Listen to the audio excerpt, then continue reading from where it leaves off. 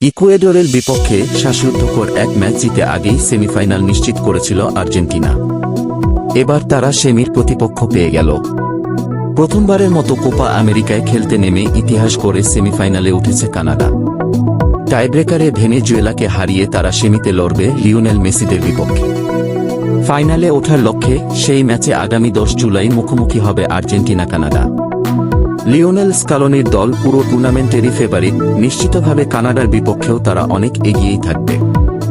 এছাড়া র্যাঙ্কিং ও সাম্প্রতিক পারফরম্যান্স মিলিয়ে যোজন পিছিয়ে কানাডা।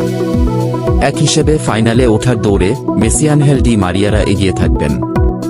নিউজার্সির মেটলাইফ স্টেডিয়ামে প্রথম সেমিফাইনালের মুখোমুখি হবে আর্জেন্টিনা কানাডা।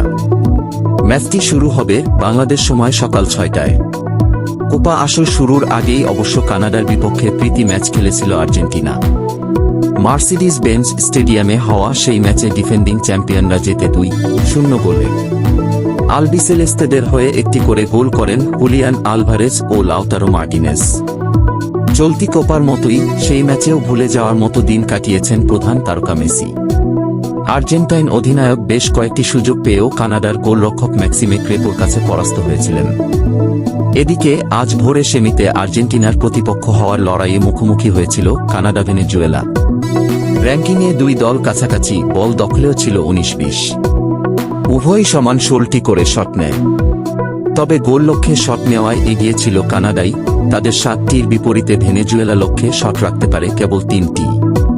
দিন শেষে শেষ হাসিও জুটল কানাডার মুখে। এর আগে ম্যাচের প্রথম লিডও নিয়েছিল কানাডা।